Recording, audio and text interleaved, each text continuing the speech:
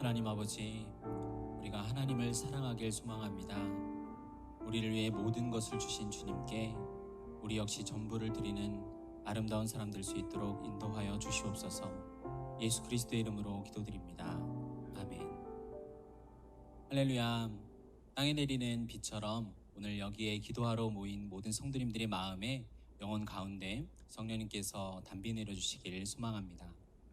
오늘 우리에게 주시는 하나님의 말씀은 요한복음 19장 38절부터 42절까지의 말씀입니다. 한 절씩 교대로 읽겠습니다. 아리마대 사람 요셉은 예수의 제자이나 유대인이 두려워 그것을 숨기더니 이 일 후에 빌라도에게 예수의 시체를 가져가기를 구하매 빌라도가 허락하는지라 이에 가서 예수의 시체를 가져가니라. 일찍이 예수께 밤에 찾아왔던 니고데모도 몰약과 침향 섞은 것을 100리트라쯤 가지고 온지라.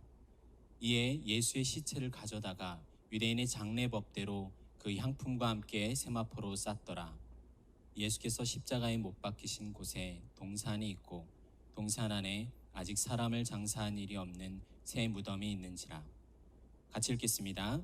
이날은 유대인의 준비일이요 또 무덤이 가까운 고로 예수를 거기 두니라. 아멘. 우리는 지난 시간까지 그리스도의 십자가 장면을 살펴보았습니다. 십자가는 그리스도의 수치와 희생을 드러냈지만 분명히 흔들리는 예수 그리스도의 생명의 불꽃이 마지막에 보여지는 모습은 그것만은 아니었습니다. 하늘로부터 이 땅에 오신 목적을 주님께서는 다 이루셨습니다. 죄인이 구원을 얻기 위한 율법의 요구를 주님께서는 다 이루셨고 구속의 값을 남김없이 지불하셨습니다. 육체와 정신, 영혼의 모든 고난을 주님께서는 다 겪으셨습니다. 우리의 죄를 씻어내고 정결하게 하는 그리스도의 물과 피가 이 땅 위에 쏟아졌습니다. 이제 수치와 고난은 모두 지나갔고 다시는 모욕을 당하지 않으실 것입니다. 예언대로 주님의 뼈는 하나도 꺾이지 않았고 주님을 찔렀던 우리 역시 우리의 그 모습을 우리가 함께 보았습니다.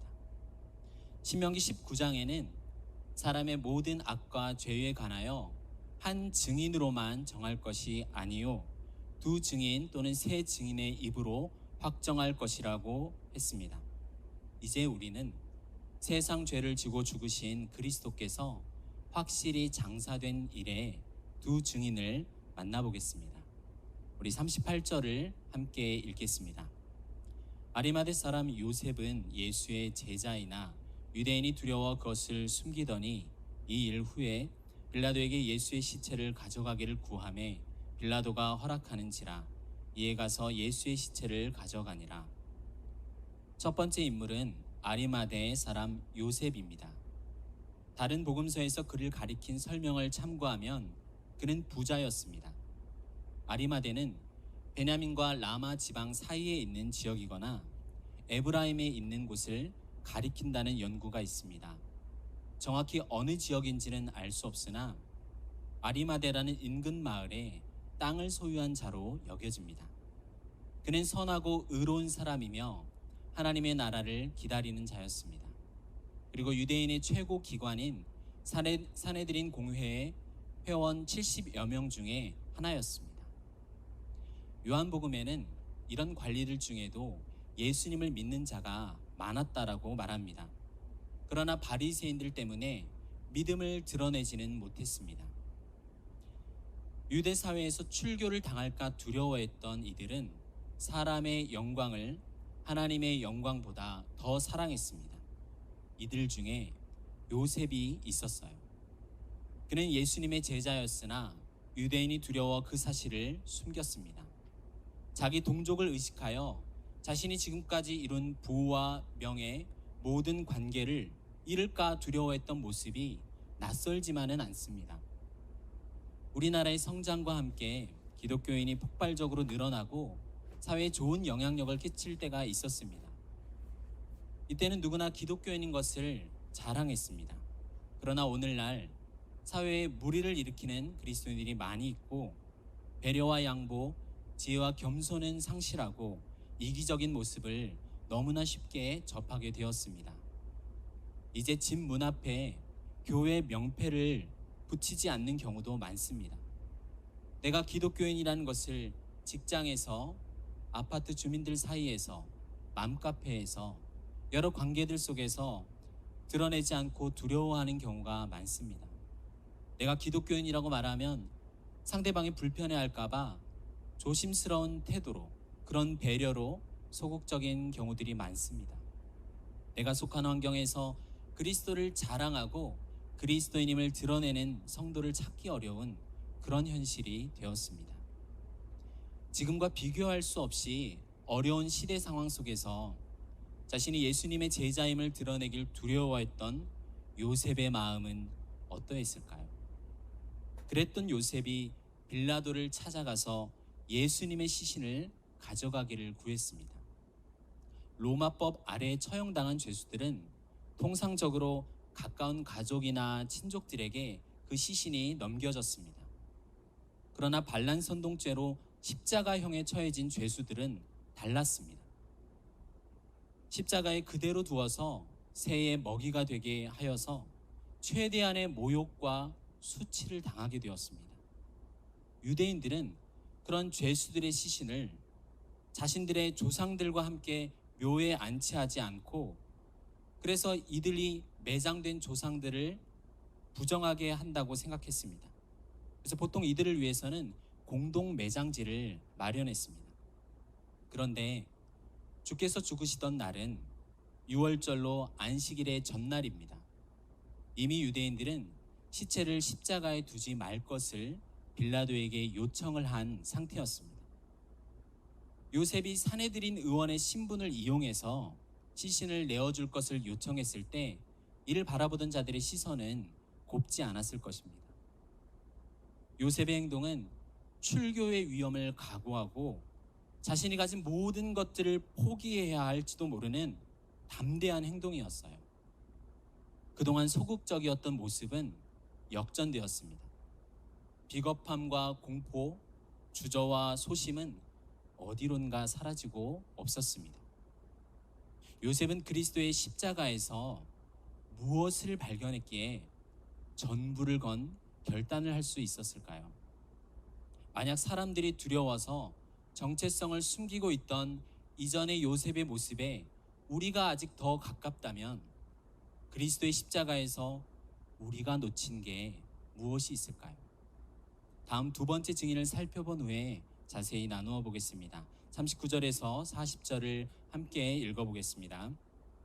일찍이 예수께 밤에 찾아왔던 니고데모도 몰약과 침향 섞은 것을 100리트라쯤 가지고 온지라.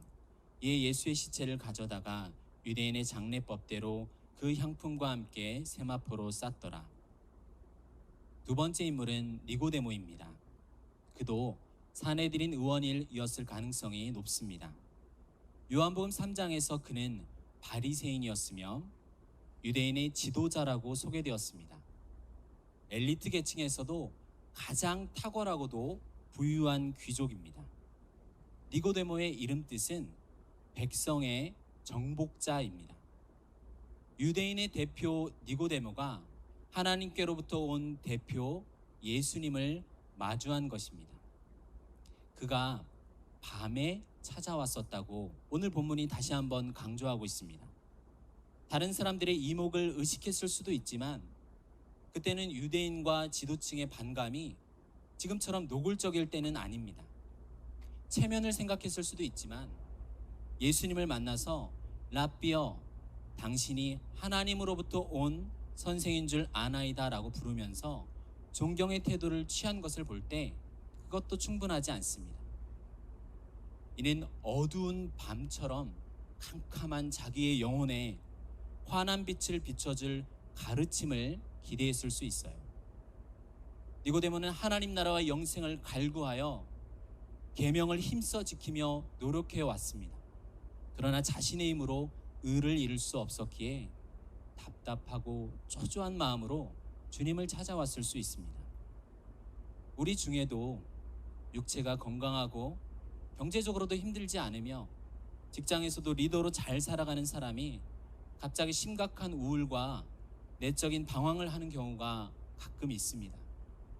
공부를 아무리 많이 해도 잡히지 않는 진리를 추구하며 단순히 긍정적인 것과는 차원이 다른 맛본 적도 없는 기쁨을 상상해하며 그리워합니다. 그러나 인간의 이성과 노력으로는 메꿀 수 없는 깊고 넓은 공허함이, 이 공허함을 채울 방법이 없어서 절망하는 이들을 주변에서 볼 수 있습니다.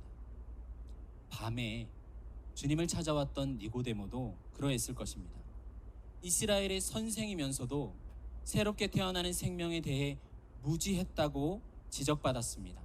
그랬던 니고데모가 지금은 예수님을 장사하는 일에 요셉과 함께하고 있습니다. 요셉은 법적인 절차를 맡아 무덤을 준비했고, 니고데모는 향품을 조달했습니다.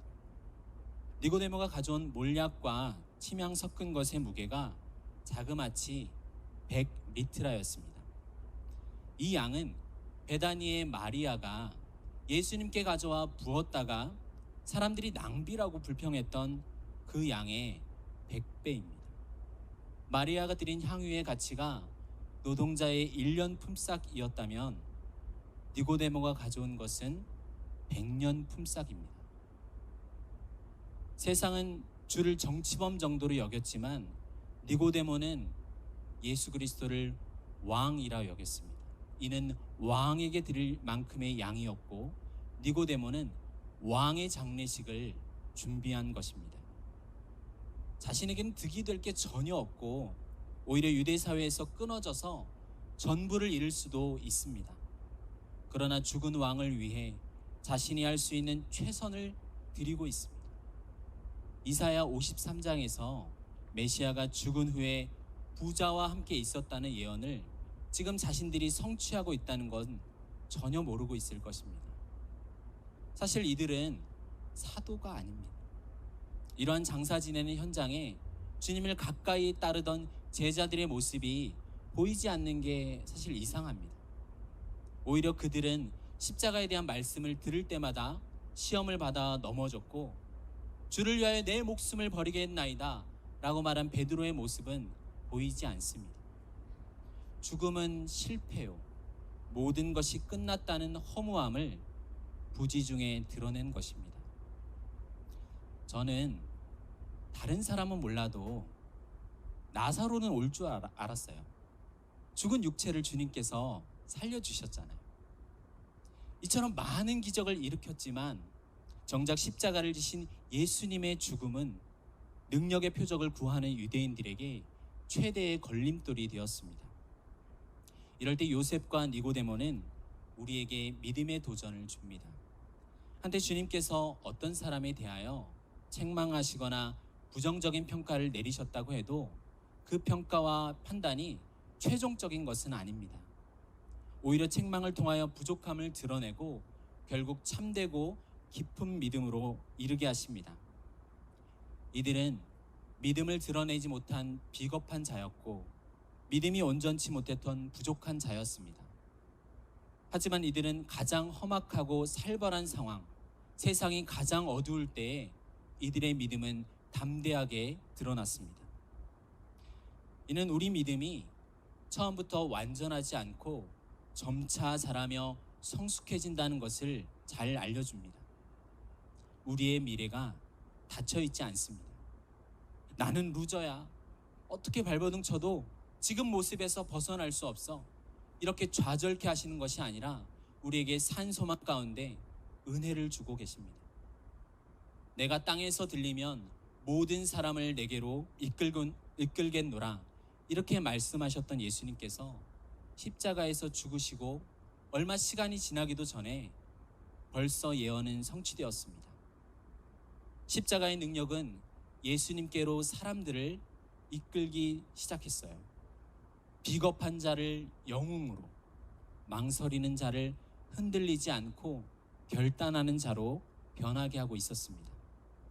이것은 단순한 용기로 설명할 수만은 없습니다.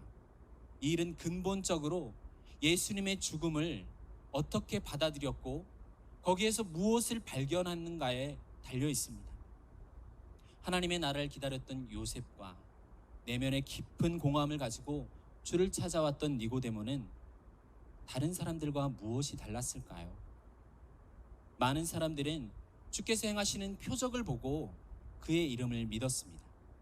니고데모 역시 그런 표적에 하나님께서 함께하고 계시고 하나님의 능력이 함께하고 있다라고 고백했습니다. 그러나 예수님께서는 니고데모를 향해서 네가 하나님 나라를 경험하지 못했도다라고 지적하셨어요. 표적을 보고 감격하는 것은 진정으로 하나님 나라를 경험하는 데서 온 기쁨과 감격이 아니기 때문입니다. 하나님의 나라는 사람의 속, 영혼 깊은 데서부터 경험하는 나라이기 때문입니다. 죄로 인해 망가지고 어그러진 영혼과 마음은 사람의 노력으로 고칠 수가 없습니다. 내 안에 있는 심각하고 근본적인 문제는 이것을 제거하기 위해서는 아름다운 말과 지식이 아니라 성령으로 말미암은 새로운 출생만이 가능합니다. 이는 한 사람의 문제가 아닌 모든 사람, 온 인류의 문제였습니다. 육적인 출생을 다시 한번 하는 게 아니라 영적이며 성령으로 말미암은 위로부터의 태어남입니다. 수천 년간 이스라엘이 하나님을 믿는다고 하지만 범죄와 심판은 반복되었습니다. 이들의 부패하고 육적인 성품도 그대로였어요. 니고데모 역시 수천 년간 이스라엘도 변하지 않았고 경험해 보지 못한 사실입니다. 그리고 자신도 노년에 이르기까지 단 한 번도 경험해 보지 못한 새로운 일이 내 안에 일어날 수 있을까? 이런 좌절과 회의감에 차서 예수님을 만났을 수 있습니다. 그러나 위로부터의 태어남은 죄에 대하여 우리 옛사람이 죽고 성령으로 하나님을 향하여 사는 새 생명입니다. 이 일은 광야에서 모세가 뱀을 든 것 같이 인자도 들려야 하리니 이는 그를 믿는 자마다 영생을 얻게 하려 하심이니라, 이렇게 주님께서 말씀하셨어요. 죄악을 행하고 불평하는 이스라엘을 물게 한 뱀을 장대에 높이 달았습니다. 하나님께서는 진노를 돌이키시고 용서하는 은혜를 믿음으로 보게 하신 사건을 이스라엘 역사 속에서 이 땅 위에서 일어나게 하셨습니다. 이제 하늘로부터 오신 주님께서 장대에 달린 노뱀처럼 들릴 때 사람들의 구원을 위하여 죄와 사망과 마귀를 무력하게 만든다고 하셨습니다. 이것이 하늘의 일입니다. 이를 들은 니고데모는 지금까지 자신이 가졌던 세계관이 산산조각 나는 충격을 받았을 것 같아요. 역사 속에서 일어난 그 땅의 일이 어떻게 하늘의 일과 연결되는지 하나님께로부터 온 왕의 말씀을 통해 니고데모는 듣고 믿게 된 것입니다. 구약 내내 약속된 세상의 구원자, 하나님의 나라를 다스리도록 세우신 메시아가 바로 예수님인 것이 요셉과 니고데모의 마음에 어느덧 자리 잡게 된 것입니다. 그렇게 한 인생의 평생 품삯 이상의 가치를 예수님의 시신에 부으려고 가져온 것입니다. 사랑하는 성도 여러분, 예수님께서 우리에게 그만큼의 가치가 있으신가요? 우리 노동의 전부와 온 감정과 전 인격을 주님께 선물로 기꺼이 드리겠습니까? 니고데모의 이 행동은 모든 그리스도인들이 주님께 드리는 정성을 우리에게 미리 보여줍니다. 우리를 위해 당신의 생명을 내어주신 그리스도께 우리는 우리의 삶을 얼마나 드릴 것인가요? 유대인의 정복자라는 이름의 니고데모가 찾아온 예수 그리스도는 세상과 죽음의 정복자이십니다. 우리 41절과 42절을 함께 읽겠습니다. 예수께서 십자가에 못 박히신 곳에 동산이 있고 동산 안에 아직 사람을 장사한 일이 없는 새 무덤이 있는지라. 이날은 유대인의 준비일이요 또 무덤이 가까운 고로 예수를 거기 두니라. 구약의 문헌들에는 왕들과 동산 사이에 명백한 연관이 있습니다. 다윗을 비롯한 다른 왕들의 무덤이 동산에 있었음이 성경에 나옵니다. 다윗의 후손으로 영원히 그의 나라를 견고케 하실 메시아가 바로 예수님입니다.